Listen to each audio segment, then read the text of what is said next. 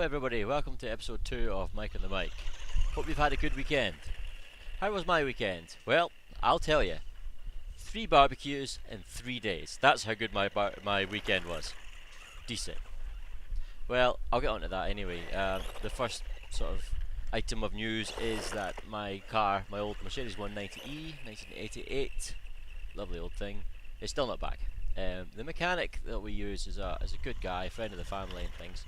But is quite bad for having a sort of large backlog of work to do on other cars, etc. It's just him in a huge garage with loads of cars in it, so yeah, that's a bit of a shame.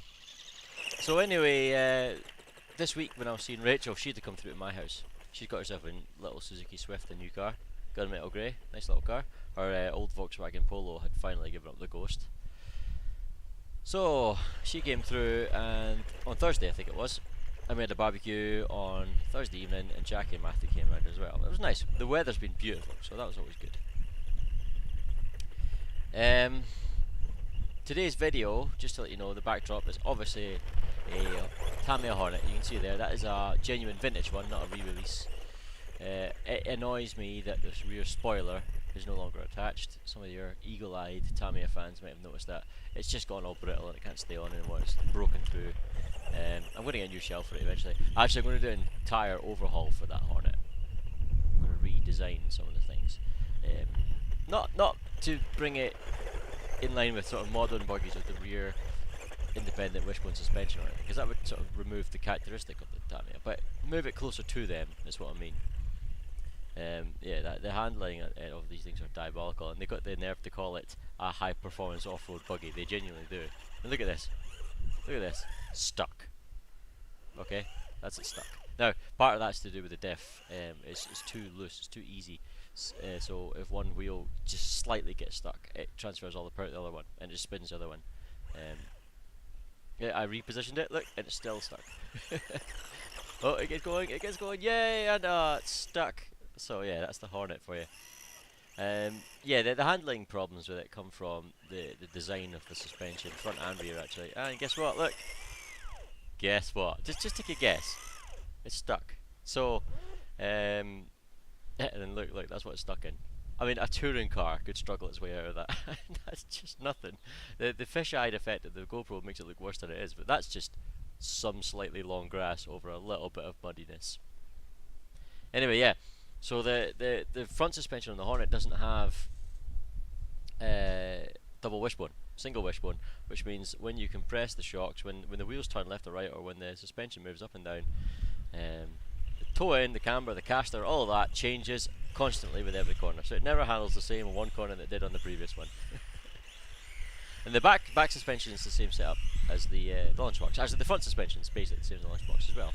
But the launch box is supposed to be comically rubbish, which is fun. Look at this, right?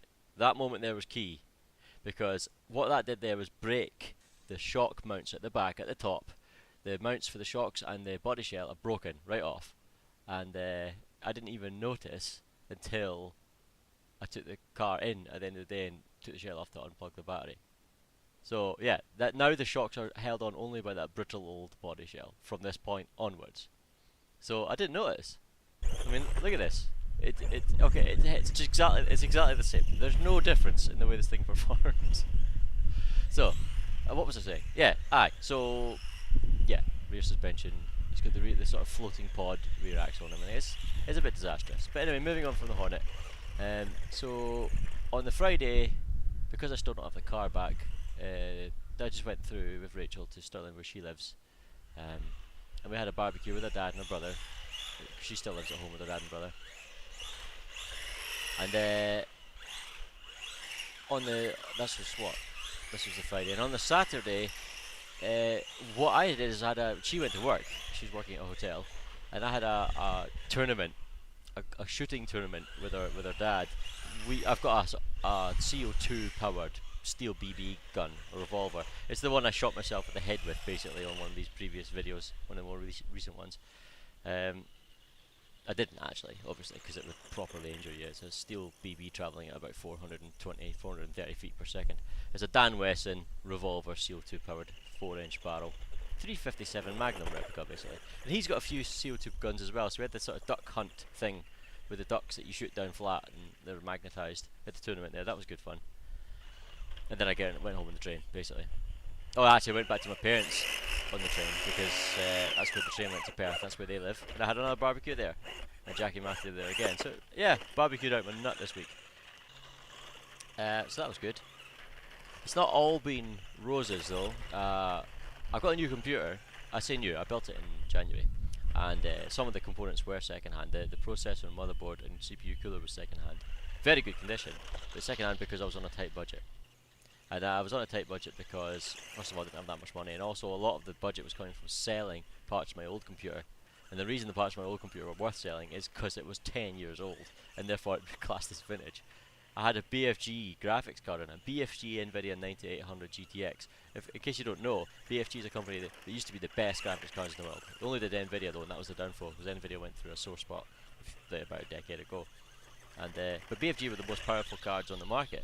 And they've not been made for, I don't know, at least 8 years or 9 years or something. So yeah, sold that off, built this new computer, and it's powerful. It's a powerful computer. It's not state of the art by any means. It's got an i5 4690K processor overclocked to 4 GHz. With the cooler it's got on it, it can overclock to more like 4.6 or 4.7. It's just not necessary. So 16 gigs of RAM, DDR3 because it's a second-hand motherboard. MSI Crate Z97S, very good motherboard. And I was going to say PS to the resistance. The best part of it is the graphics card, NVIDIA Zotac GTX 1070. It's a beast. So yeah, nice new computer. And I was just watching. I was doing a little bit of, what was I doing? I was just editing. Was I? No, I was on YouTube, and also the Grand Prix was on a separate tab. Now, I call it Formula Yawn these days because it's absolutely garbage. I used to be a big Formula 1 fan, but I haven't watched it for a few years now because it's just crap now. But I decided to tune in for Monaco because sometimes it's a bit interesting because of the crashes and stuff, because everybody makes mistakes, but nothing happened, so it was crap. Formula Yawn. It was the most boring race in a boring sport. Anyway, what was I saying? Yeah, and there was a sort of noise, like white noise when your TV set isn't tuned in back in the old days. But also the screen went similar, it went like white noise just for a split, and it came back again. I was like, oh, that was a bit weird. Then it did it a few minutes later. I was like, something's wrong here. Checked the HDMI cable on the back of the TV. That was in, repositioned that. And I went to reposition the HDMI cable on the back of the graphics card, and I got an electric shock. And it wasn't like one bang, that was it. There was power, electricity pulsating through the metal frame of the PC. Everything was getting shocked constantly. So I turned it off, and I checked the power cable to make sure it was sitting right. I was like, oh dear, I've got to do something because that's a 1070 GTX. It's not cheap. You know, it's an expensive card, and it's a lovely card. I don't want to fry it, and I've got a good quality power supply in it. It's a Corsair. So didn't know what to do. One thing I tried was I turned off. I've got two switches at the back to turn off the cold cathodes because I've got cold cathodes giving off UV light with UV reactive wrappings around the cables. Switched them off, and that seems to be the cause because it's not done it since, and there's no power. And I've checked it every now and again and make sure I can't get electrocuted off it. So thank goodness. But I'm gonna have to take it apart and check to see where this is coming from. There must be a split in one of the cables or something. But oh, I'm so relieved. That could have been a lot of money down the drain there. So yeah, that was a bit of a scare. But yeah, the weather's turned a bit rubbish now. Won't have any more barbecues this week. I want to get the car back, for goodness sake. I've never been without a car for my entire adult life. I've always had a car. So I'm going to get stuck for what to do with myself when the weather's rubbish. But at least I've got this to do those old videos. I'm going to do, like I said, I'm going to overhaul that Hornet.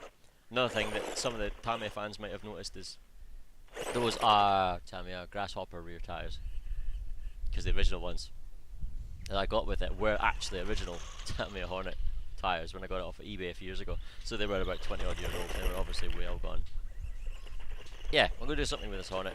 I've got the kit, I can't remember what it's called, it'll come back to me, to give it double wishbone suspension at the front, so you have proper moving suspension. I'm going to get decent shocks on it, decent wheels and tyres, and I'm going to do something about the back end, but as I said, I'm not going to completely remove that floating pod design, because that's part of the characteristic of it. You know, it can't. It's an old vintage stamp at the end of the day. It kind of has to be a bit rubbish, doesn't it? Well, anyway, that's it. Thanks for watching, and I'll catch you again. Cheers.